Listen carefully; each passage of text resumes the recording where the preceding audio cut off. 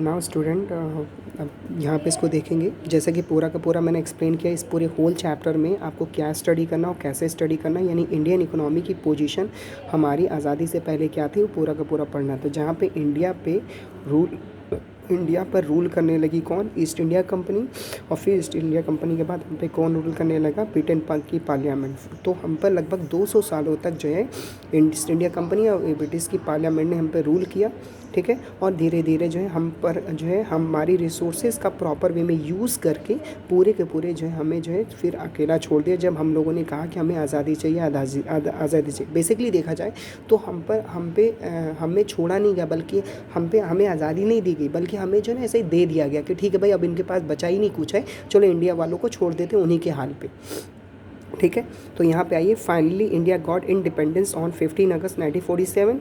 India का जो हमने बेसिकली मैंने फुल फॉर्म जो बनाया है वो कुछ इस तरीके से, इंडिपेंडेंट नेशन डेवलपिंग इन अगस्त, ठीक है ना, ठीक है ना, इंडिपेंडेंस नेशन डेवलपमेंट इन अगस्त, ठीक है ना इतना। तो अब यहाँ पे क्या है बेटा, basic purpose of British rule. तो ब्रिटिश रूल का जो है हमारा यही पर्पस था कि इंडिया के पहले हमारी पोजीशन क्या थी। और एक बार याद रखिएगा, बैटल ऑफ प्लासी जब हुआ था, यानी कैसे हुआ ये भी बता दें कि जैसे क्या हुआ कि जब ब्रिटिशर आए, व्यापार करने लगे, धीरे धीरे उन्होंने जितने राजाओं थे सब उस राज्य के सभी को अपने के अंडर में ले लिया।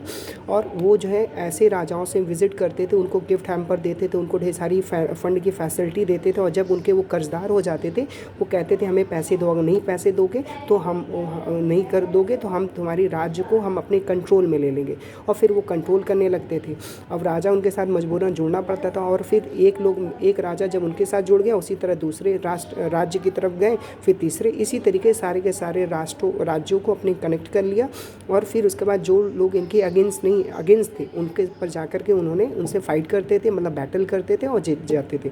तो लगातार बैटल करते करते नियर अबाउट 1757 ईस्वी में 1957 में उन्होंने पूरी की पूरी इंडिया पे अपना कंट्रोल कर लिया।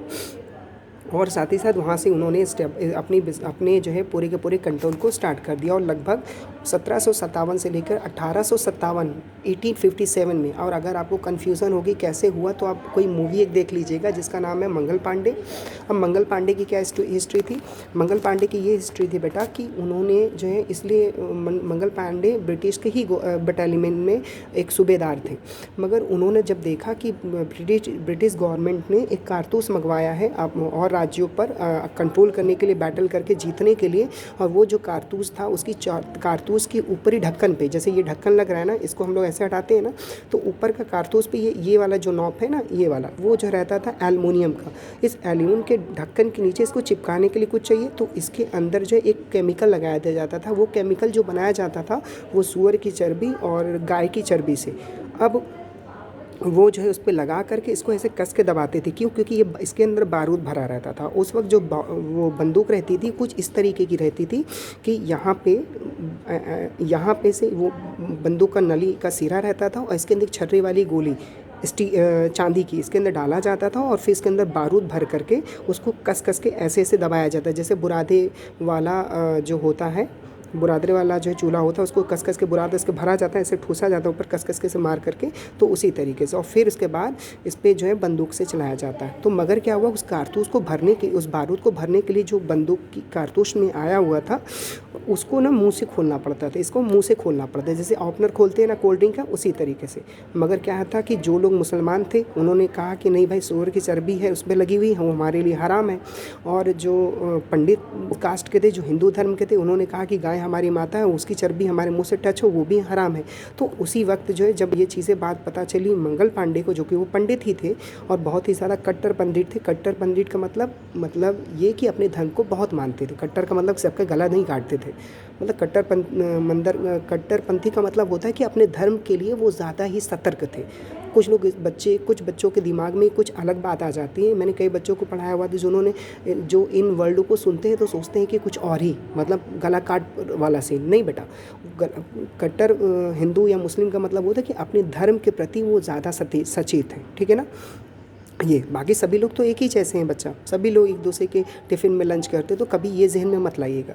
तो अब क्या हुआ बेटा कि जब उन्होंने कहा कि मुंह से खोलेंगे तो दोनों का धर्म ख़त्म हो जाएगा, तो मंगल पांडे ने अपने ब्रिगेडियर को जब शिकायत की तो उन्होंने कहा कि अब ऐसा नहीं हो सकता, कारतूस आ चुकी है और करोड़ों का उनका नुकसान हो जाता। तो उन्होंने कहा कि क्यों ना जो है इसको ही हटा दिया। जब मंगल पांडे ने इसका विद्रोह कर दिया, उसको हटाने लगे। जब हटाने लगे तो फिर उसी दरमियान जो है 1857 ईस्वी में पहली बार क्रांतिकारी वाला अब कैसे हटाने लगे, जब उन्होंने कहा नहीं करेंगे, तो जब वो नहीं करने लगे तो जो कि सूबेदार थे तो उतने उनके बटालियन के जितने भी सिपाही थे उन्होंने मना कर दिया, और पूरा का पूरा जो बटालियन मना कर दिया वो जो थे बेगूसराय में के रहने वाले थे।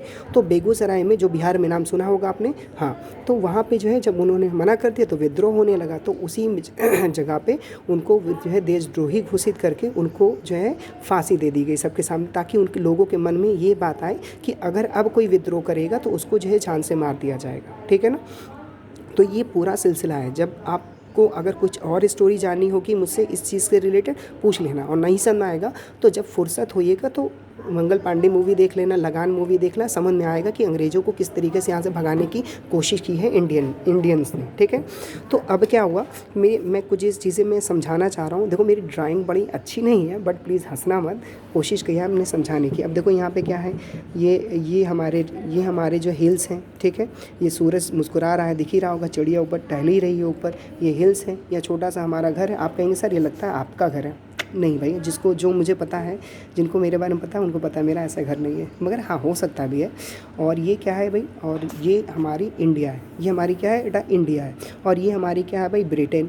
देखो झंडा तो दिख ही रहा होगा, अब गुस्सा आ रहा होगा आपको, ये बताओ हम पर राज करके चले गए, मगर क्या कर सकते हैं बेटा, आप करके चले गए तो चले गए। अब क्या हुआ कि हमारे पास क्या था, हमारे पास रॉ मटेरियल था, हम रॉ मटेरियल ऑफ हब थे, रॉ मटेरियल हब थे हम।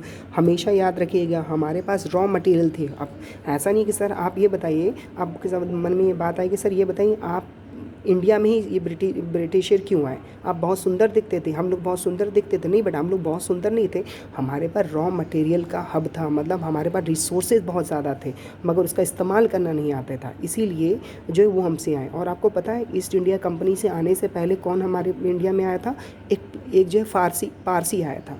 एक मूवी आई थी पोरस, उसमें भी इसको बताया गया पूरा। मगर आप अच्छी चीज़ें तो देखेंगे नहीं, उल्टी सीधी चीज़ें देखते हैं, फ़िलहाल वो मैटर नहीं करता। तो सबसे पहले जो विदेशी आया था हमारे साथ बिज़नेस करने के लिए था, वो एक था पुर्तगाली जिसका नाम था पारसी। वो पारस से आया था, अभी नाम उस कंट्री का हो गया पुर्तगाल, मगर वो पारसी था। पारसी को देखते देखते जब उन्होंने देखा कि इसकी कंट्री पुर्तगाल कंट्री, उस वक्त नाम पारस था, पारसी था उस कंट्री का नाम।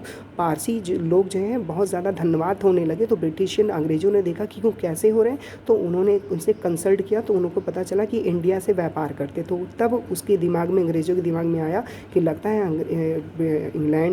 इंडिया में बहुत ढेर सारे रिसोर्सेज हैं, तो क्यों ना हम भी जाके उनसे बिज़नेस करें। यही लालच की वजह से वो हमारे इंडिया में आए, और धीरे धीरे व्यापार करने के बहाने हम पे रूल करने लगे।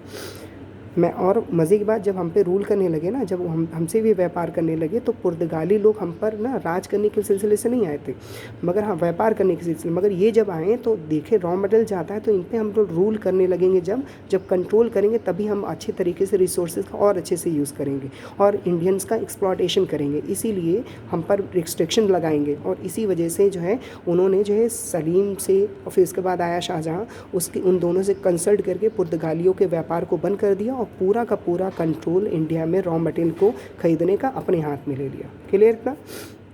अरे जैसे मान लो कि अभी चाइना से हम लोग पूरा का पूरा सामान मंगाते थे ना, चाइना ने उपद्रव कर दिया इसलिए छोड़ दिया, मगर अभी भी देखो स्टार्ट ही है। यही सिचुएशन उस वक्त भी थी। तो यहाँ पे आइए, मैक्सिमम रॉ मटेरियल जो हम लोग मेरे पास था, जिसमें हमारा था cotton, handicraft, textile, jute etcetera, और इसको फिर ये जो है रॉ मटेरियल को लेता था ब्रिटेन, और हमें फिनिश गुड्स के तौर पर कन्वर्ट करके हमें ही वापस ला करके बेचता था, वो भी 2000 पे। जैसे मान लो हमसे लेता था 200 रुपये पे और वापस देता था हम पे 2000 पे। सोच लो कितना ज़्यादा एक्सप्लॉयटेशन होता था हमारा रॉ मटेरियल का। मतलब समझ लो ये कि अगर मैंने आपको हाँ, मतलब मान लो कि मैंने आपको पेन दे दिया, कॉपी दे दी और हमने डिटेल दे दिया कि ये नोट्स बनाना है। आप इसको सुंदर सा नोट्स बना कर के लाते थे और फिर हमें दे देते, हमसे ही जो है ज़्यादा पैसा ले लेते। सोचो कितना बड़ा एक्सप्लॉयटेशन होता। तो यही रीज़न था।